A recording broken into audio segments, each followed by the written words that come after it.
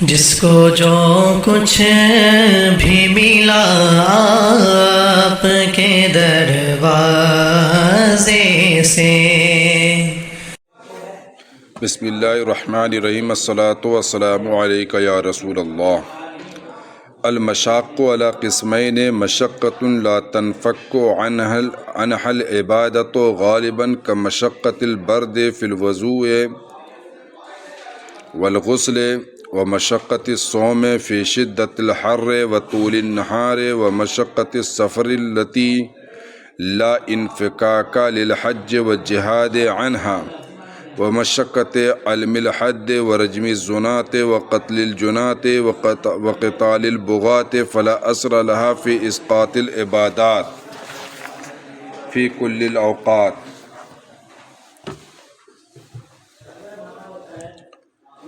مشقت دو قسم پر ہے، یعنی مشقت کی دو قسمیں ہیں. ایک تو وہ مشقت جن سے غالباً عبادت منفک نہیں ہوتی. کیا نہیں ہوتی؟ یعنی ایک مشقت لازمہ ہے، یعنی جس عبادت کو کرنے سے مشقت لازم آئے وہ مشقت لازمہ مشقت غیر منفکہ کہلاتی ہے. کیا کہلاتی ہے نا؟ غیر لازم نہیں ہے نا. اب جیسے سردی کے دنوں میں وضو اور غسل میں ٹھنڈک کی مشقت،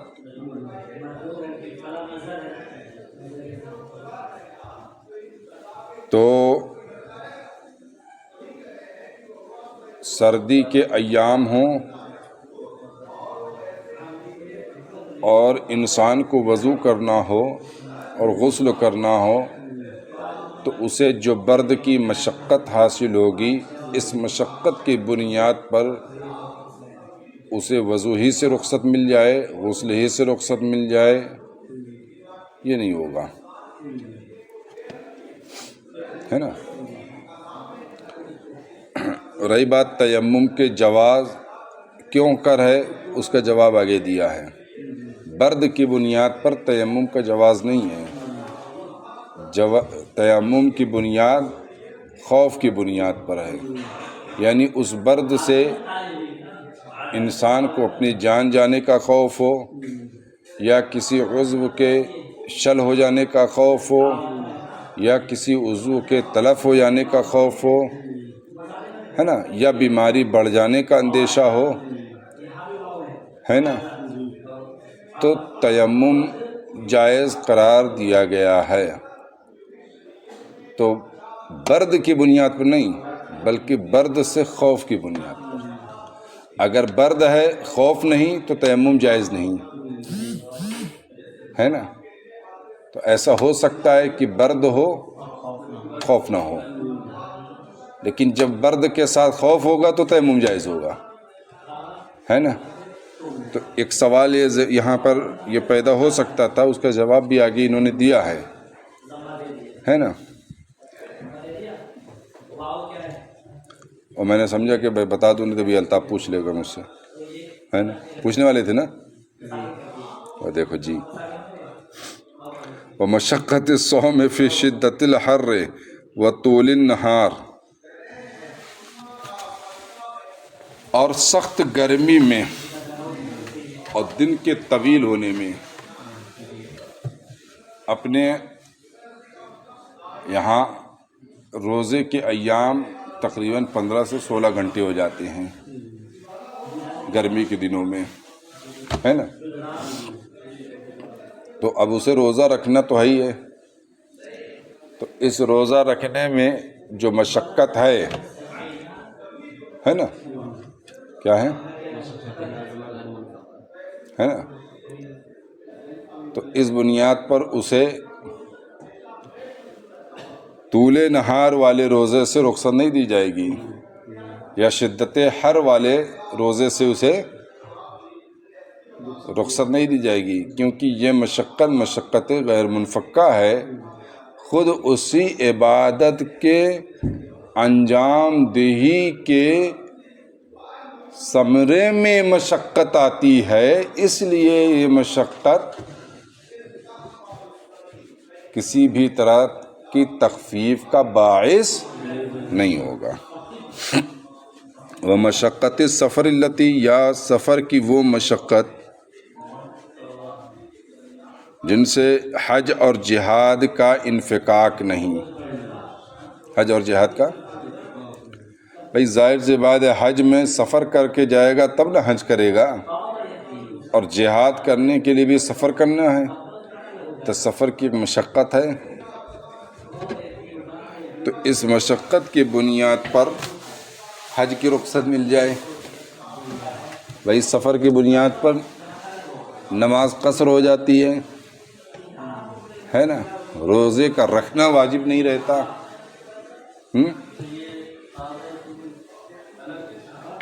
تو پھر حج فرض کیوں ہے نا؟ پھر جہاد فرض کیوں ہے؟ اس کی بھی فرضیت ختم ہونا چاہیے، اس کی فرضیت منفک ہو جائے، تو کہتے ہیں انفکاک نہیں ہے۔ کیوں؟ اس لیے کہ یہ وہ مشقت ہے جو خود اسی عبادت کے کرنے سے، انجام دینے سے پیدا ہوتی ہے نا۔ حج کرنے سے یہ مشقت پیدا ہوئی، جہاد کرنے سے یہ مشقت پیدا ہوئی، تو یہ مشقت غیر منفکہ ہے، لازمہ ہے۔ اس لیے اس طرح کے مشقات یا مشاق یہ احکام شرع کی تسہیل کا باعث، تخفیف کا باعث نہیں ہوں گے۔ اور اسی طرح مشقت عالم الحد، حدود نافذ کرنے کی صورت میں تکلیف تو ہونا ہی ہے، تو حد کی تکلیف کی مشقت، رجم الزنات، الزانیوں کو سنگسار کرنے کی مشقت، اور مجرموں کو قتل کرنے کی مشقت، اور باغیوں سے قتال کرنے کی مشقت۔ کہہ رہے ہیں فلا اثر لها فی اسقاط العبادات فی کل الاوقات، تمام اوقات میں عبادت کو ساقط کرنے میں اس کا کوئی اثر نہیں ہے، یعنی کسی بھی حال میں یہ عبادت کو ساقط نہیں کریں گے۔ کیوں؟ اسی عبادت سے جو ہے یہ مشقت پیدا۔ یہ شروع میں نے تھوڑا سا بتایا تھا۔ اب وہ سوال پیدا ہو گیا، وہ سوال وہی ہے کہ جو وَأَمَّا جَوَازُ التَّيَمُّمِ لِلْخَوْفِ مِنْ شِدَّةِ الْبَرْدِ لِلْجَنَابَةِ، جو سوال ہے نا، رہا تیمم کا جواز تو شدت برد سے خوف کی وجہ سے ہے، جنابت کے لیے تیمم کا جواز شدت برد سے خوف کی وجہ سے ہے، نہ کہ شدت برد کی وجہ سے۔ فالمراد من الخوف، تو مراد خوف سے ہے۔ کیا ہے؟ الخوف من الاغتسال علی نفسہ، غسل سے اپنے نفس پر، او علی عضو من اعضائی، یا اپنے اعضاء میں سے کسی عضو پر خوف کرنا، او من حصول مرض، یا مرض کے حصول کا خوف کرنا کہ بیماری بڑھ جائے گی یا بیماری پیدا ہو جائے گی۔ یہ خوف اگر ہے برد سے،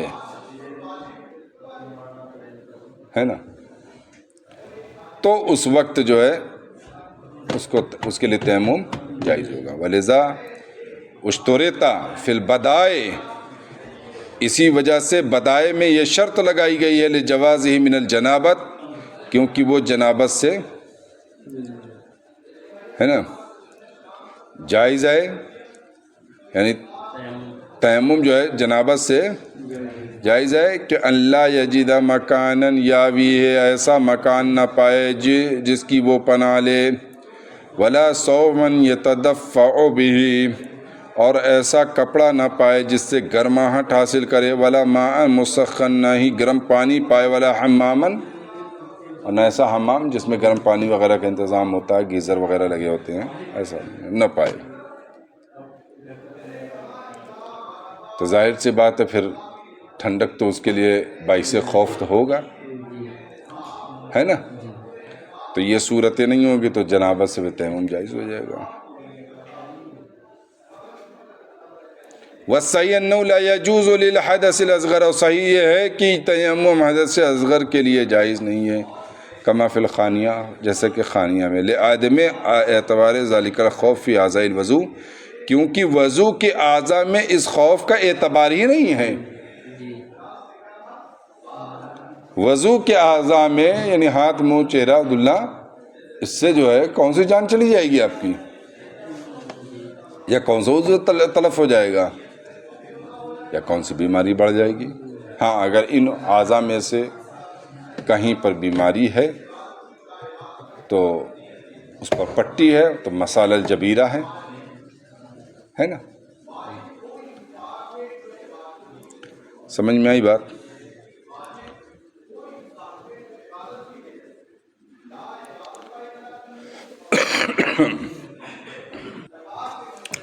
وَأَمَّا الْمَشَقَّةُ الَّتِي تَنْفَكُّ عَنْهَا الْعِبَادَاتُ غَالِبًا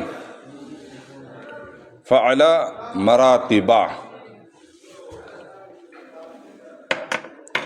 رہا وہ مشقت جن سے عبادتیں منفک ہوتی ہیں، یعنی جن مشقت کی بنیاد پر تخفیف مل جاتی ہے، احکام شرع میں تسہیل ہو جاتی ہے،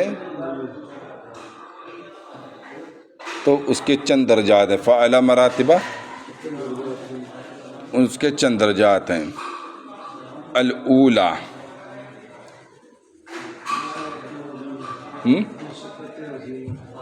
اولا یہ اول کی مؤنث ہے،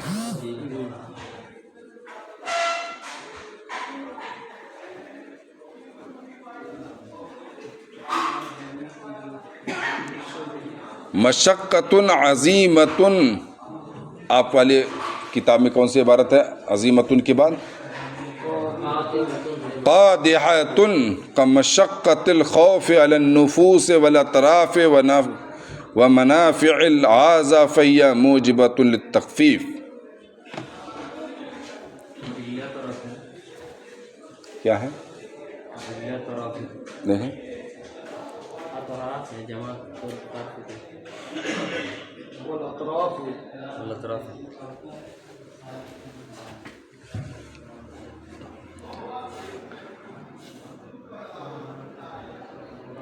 تو جن مشقت کی بنیاد پر عبادت سے رخصت حاصل ہو جاتی ہے اس کے چند درجات ہیں، ان میں سے ایک درجہ ہے ایسی عظیم مشقت جو قادح ہو، جو حرج میں ڈال دے، جیسے نفوس پر خوف کی مشقت،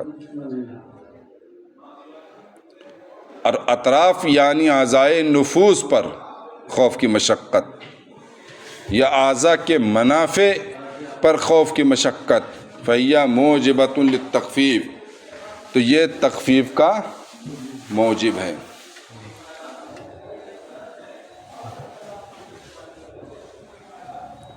نا؟ وَقَضَا إِذَا لَمْ يَكُنْ لِلْحَجِّ طَرِيقٌ، اور اسی طرح جب حج کے لیے کوئی راستہ نہ ہو إِلَّا مِنَ الْبَرِّ، مگر سمندری راستہ ہے، وَكَانَ الْغَالِبُ عَدَمَ السَّلَامَةِ لَمْ يَجِبْ، اور سمندری راستہ میں غلبہ عدم سلامتی ہے، سمندری راستے میں، ہے نا؟ آج کے ماحول میں تو یہ غالب نہیں ہے نا عدم سلامتی، بلکہ سلامتی غالب ہے۔ ٹیکنالوجی اتنا زیادہ ہو چکی ہے، ایسے ایسے جہاز بن رہے ہیں کہ مت پوچھیے، ہاں؟ ارے 5-5 ہزار کنٹینر ٹرک اس کے اندر رہتے ہیں جی۔ ابھی جو یمن والوں نے ہاک لے گئے ان کے اسرائیلیوں کے، تو 5,000 اس میں وہ تھے تو غالب آج کے اس زمانے میں جب یہ مشینری وغیرہ اور اتنا ٹیکنالوجی ہے، طوفان آ رہا ہے کہ نہیں آ رہا ہے، آگے کیسا ماحول ہے، آگے کتنی ہوا تیز چل رہی ہے، یہ تو مشینیں بتانے لگی ہے نا، تو اسی حساب سے جہاز کو سلو کر دیتے ہیں، ہے نا، یا اسٹاپ کر دیتے ہیں وہیں پر کہ وہ طوفان آگے جو چل رہا ہے وہ ختم ہو جائے تو ہم آگے بڑھیں۔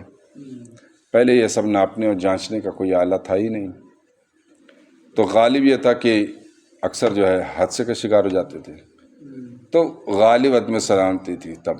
لیکن آج کے صورت میں ایک راستہ انڈیگو کا ہے، ایئر انڈیا وغیرہ جاتی ہے نا، اور تیسرا راستہ شہاب بھائی والا ہے، سیدھا کود جائے پیدل پیدل۔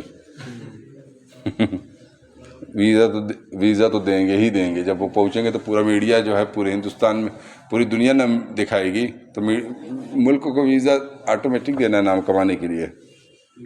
ہاں پوری تاریخ بک ہے، ایک دن بھی اس کے پاس یہ نہیں پروگرام کر رہا ہے نا، کیا کا پروگرام جا کر مجلس میں بیٹھے گا، بس چیف گیسٹ بن کے جائے گا، ہر مجلس میں چیف گیسٹ ہوگا۔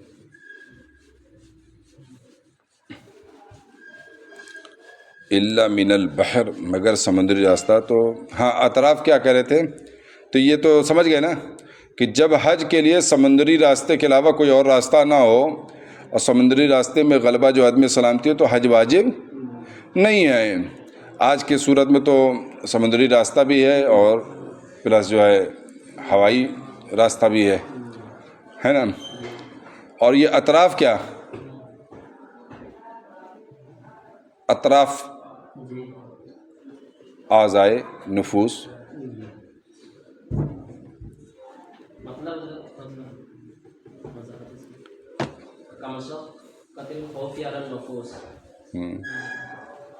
یہ تو سمجھ میں آ رہی ہے اطراف،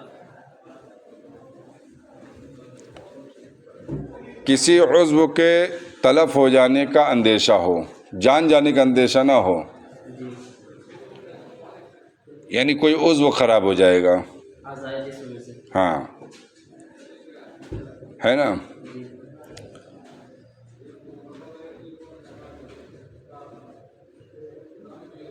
تو ایسی صورت میں اس مشقت کا اعتبار ہے۔